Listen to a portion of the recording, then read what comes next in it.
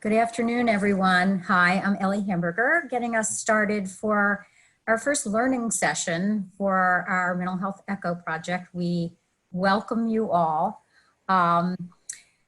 Reminder that if you have video capability and can turn it on so we can see each other, that would be fantastic. We will be recording the didactic portion of today's session.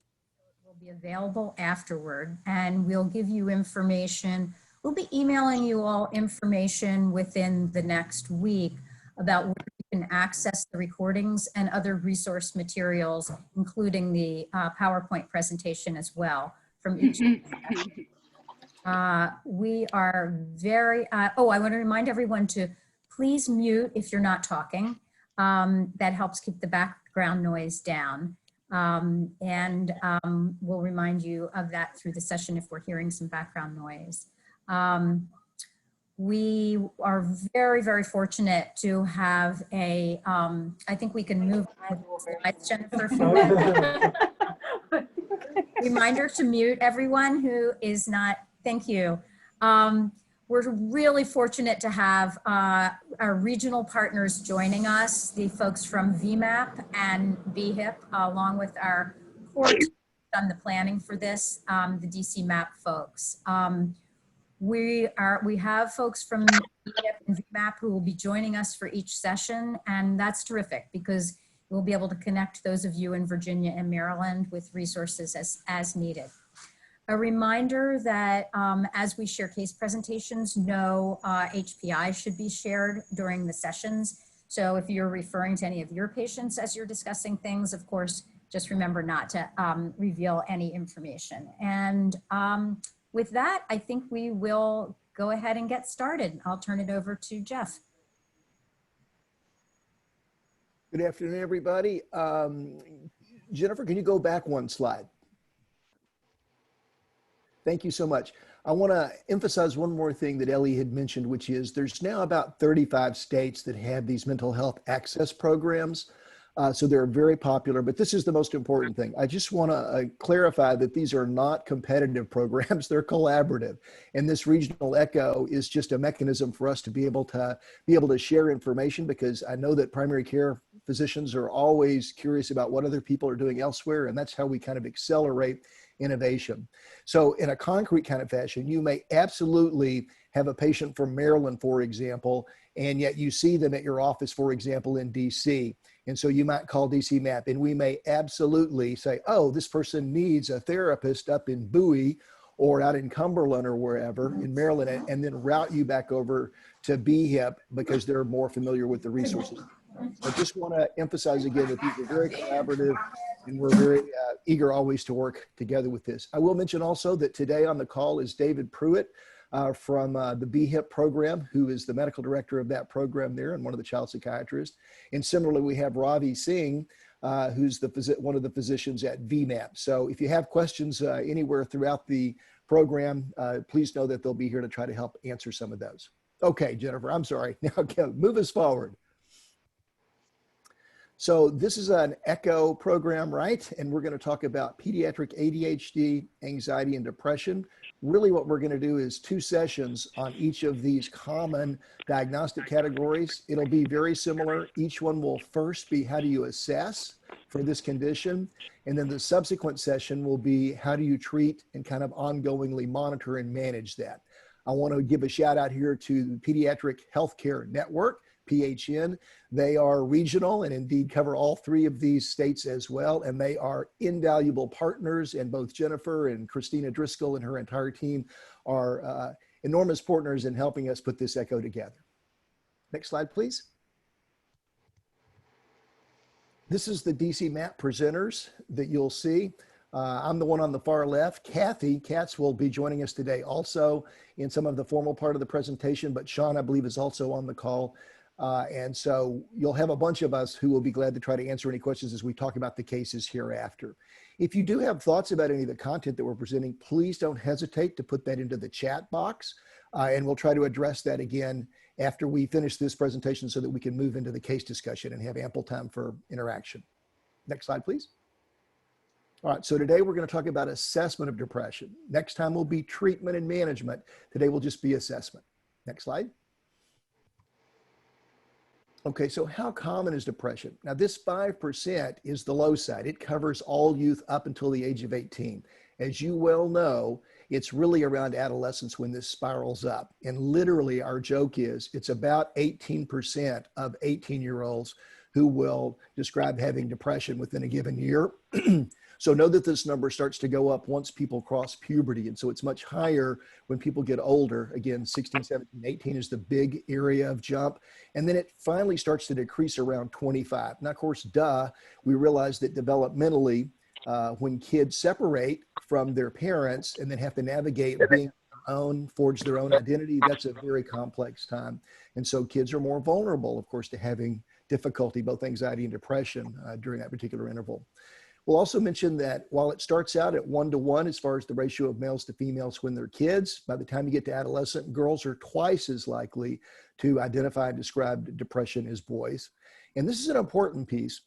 The risk goes up about threefold if a child or adolescent has a parent who has depression themselves. So the relevant part is anytime we see a kid, we also want to, inquire about family history, but make sure that if a parent is describing symptoms that they get treated. At least one study has shown there's about a 20% decrease in symptoms of the child adolescent if the parent who has depression gets treated also. So it's a very significant kind of variable. I do want to mention COVID, but I'll just mention this and then have Kathy comment on it real quickly. The one place we've looked at this right now has been Wuhan, believe it or not.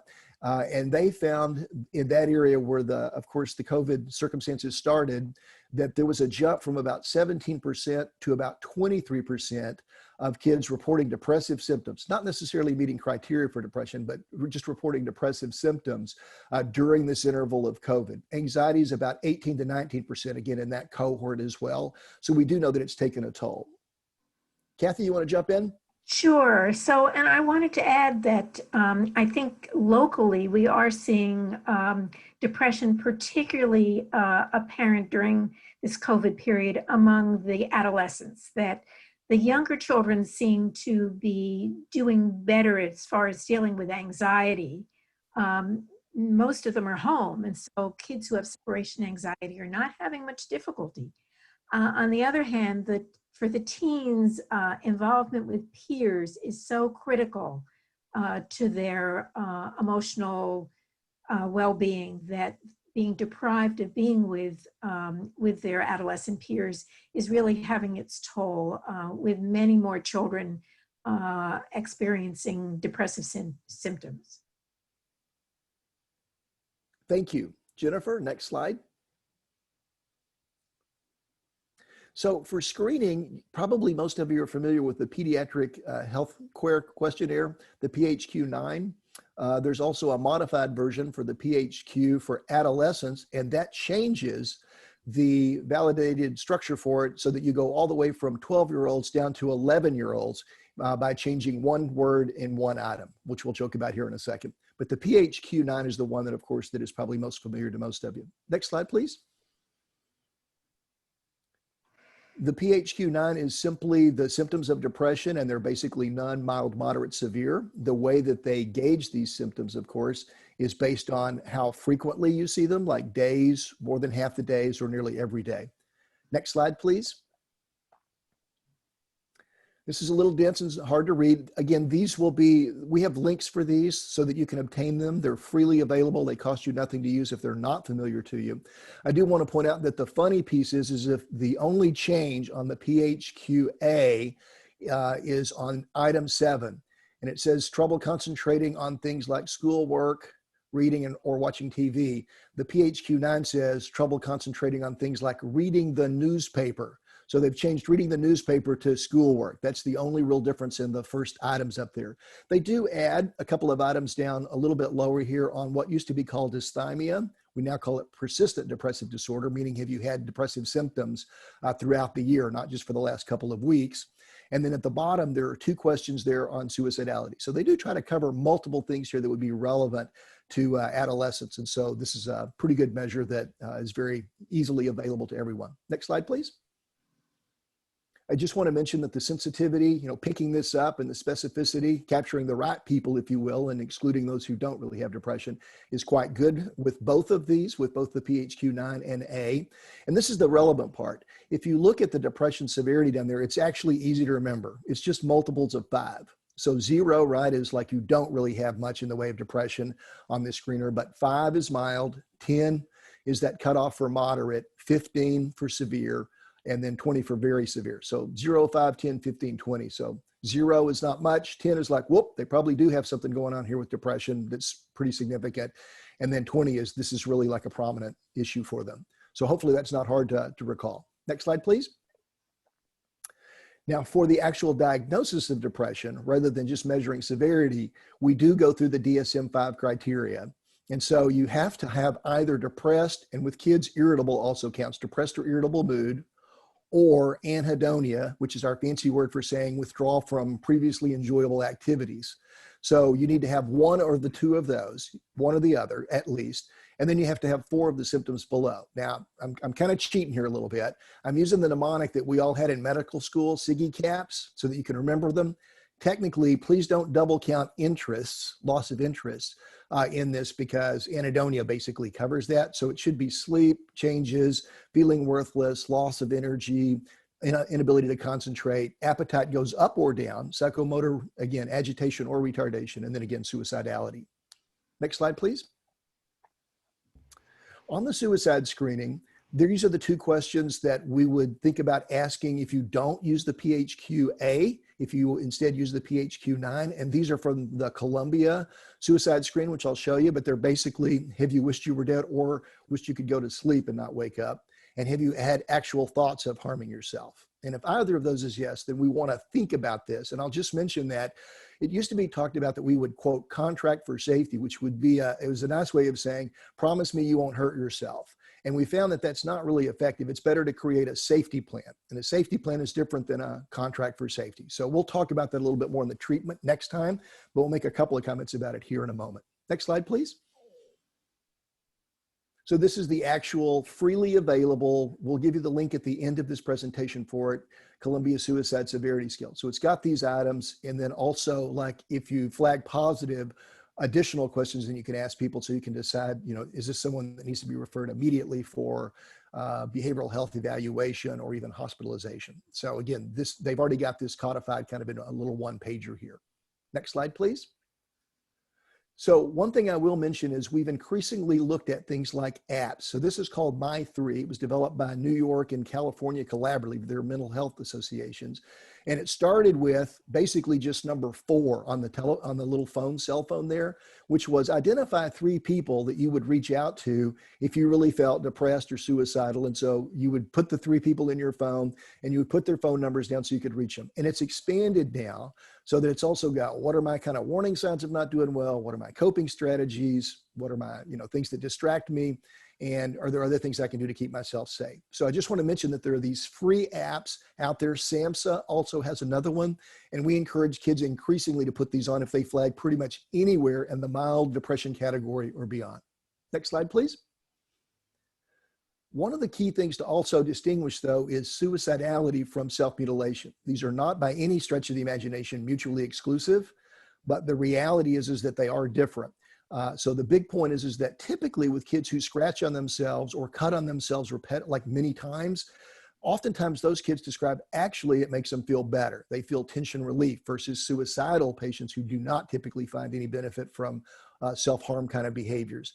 Usually it's superficial kind of cutting that they do with lots of cuts.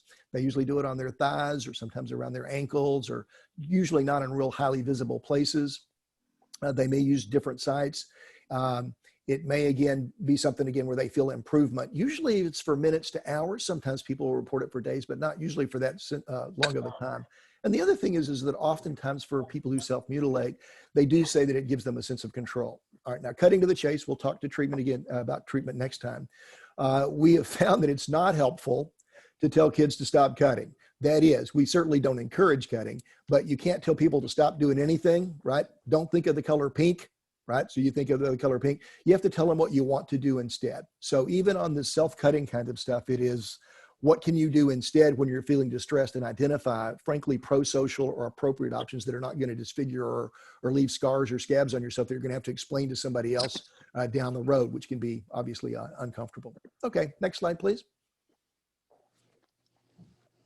All right, what else looks like depression in kids? Well, adjustment disorders are a key thing, particularly for adolescents. And I can tell you of numerous times where we hear people come in and they're like, my life is over. I found my soulmate and now he or she has broken up with me. And I know I'll never find anybody else like this again. And my life is like over. I don't know why I want to live anymore. And we all are, of course, like going like, but you're only in the 6th grade. Chances are good that you'll meet other people as well. And this is not the only person out there, but it feels like that for people, of course, sometimes.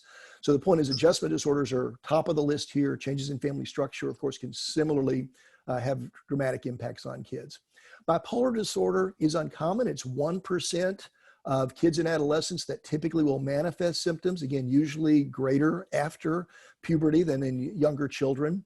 But what's counterintuitive is for bipolar disorder, instead of showing up already kind of like partially manic, it seems to be more common that kids clinically will initially present very suddenly flat, no reason, no precipitant, no difficult things that have been going on necessarily in their life.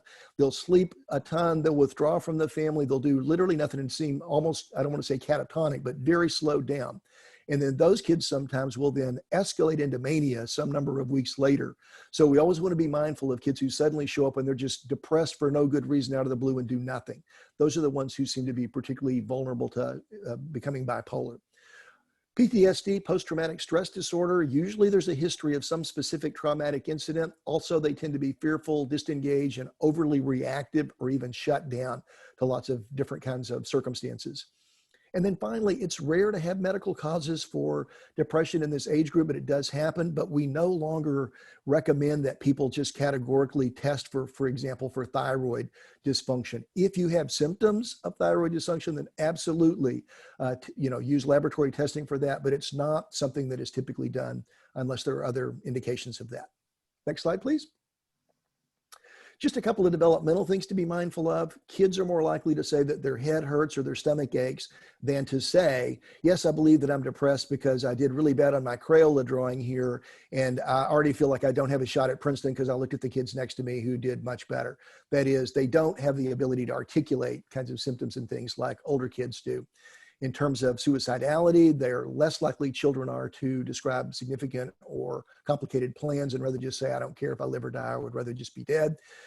They typically are still carted around by their parents to various activities, so they're more like lethargic and don't try, even though they're at the activity, versus teenagers who are like, I'm not going and I'm just staying in my room. And similarly, teenagers will sleep or change their appetite, where oftentimes you see conflict about those things because the parents are more involved. And then finally, hallucinations, not common, of course, but they're more likely to be visual. Technically, visual hallucinations are much more common when you have a metabolic or organic underlying etiology for it. So specifically, substance abuse is where we most frequently see visual hallucinations, but young children will report sometimes seeing things, be it monsters under the bed or ghosts or whatnot. True psychosis is usually characterized by auditory hallucinations, which is more common again in adolescence. And the big thing there is the auditory hallucination is not typically, my mom's nagging me, clean your room. It is instead a group of voices that are not distinct that are commanding them or saying something to them. Next slide, please. I just want to mention some cultural considerations. We do know that white people get diagnosed with depression more frequently than Black people. This is not because white people have depression more necessarily than Black people, but because it's difficult oftentimes for Black people to have access to care or to get identified sometimes in some circumstances. And what we know is that the course of depression, the persistence of it, can be greater in Black compared to whites. Now, you guys did great. I want to commend everybody who did the survey and talked about the social determinants. And over 80% of you mentioned that you pursue social determinants when you're doing your evaluations of kids. What's really important is to know that certainly Black youth who are in unsafe neighborhoods are more likely to become depressed, as are Black youth who feel like they're being discriminated against. So it's important to identify those particular kind of variables. And I just want to also mention that some of our older measures, like the Children's Depression Inventory, even though it's gone through a number of modifications, are probably not as culturally sensitive as we would wish for them to be. So we're working on that, but just know that they may not be fully accurate for a variety of cultural groups, including Latinx or BIPOC, I should just say. Next slide, please. And finally, when we're talking with families, we know that some cultures value politeness over discussing things or being argumentative, for lack of a nicer way to say it. And so sometimes people will agree with everything that we're saying during an evaluation, but they're not truly invested in following through with doing therapy or using medicine or things like that. So it's very important to make sure that the family feels comfortable, but they also feel empowered to be able to dispute or contest or wonder about anything that we're talking about with them. Also, sometimes, of course, various people can be embarrassed or can be uncomfortable about the recommendations that we make. So it's always important for us to, again, make sure that things are logistically feasible for them. And then finally, sometimes the medical recommendations that we may be comfortable providing are not consonant with the spiritual practices, for example, of certain groups. And so we want to be sensitive to that. And I'll just be simple-minded here and say, we have found that one of the protective variables that enhances well-being and diminishes your risk of psychopathology is spirituality. Kind of regardless of which spiritual practices you tend to use, those are actually helpful. So we wish for those to align with treatment whenever possible. Next slide, please. Okay, and explaining this to the family, we try to use the medical metaphor, which is just as if a person had diabetes, you would do something about that to fix it. This is not something that's volitional typically when kids have depression. Untreated, most people will have their depressive episode resolve in about 7 to 9 months, but that's a full school year if you think about it. And during that time, it can be lethal to have untreated depression. A number of kids will attempt or even complete suicide. So this is not something that it's like, oh, it'll eventually go away. And of course, the big thing again is that untreated, it lasts for typically months, and the school will not put its prom or social gatherings or SAT testing dates on hold until a student has resolved their depression. So we don't want kids to fall off the trajectory relative to their other friends by having depressive symptoms that impede their peer relationships, their school functioning, or their family relationships. Okay, next slide, please. These are the links that I mentioned. Again, this slide set will be available to you so that you can get this at any point in time. I think that's it.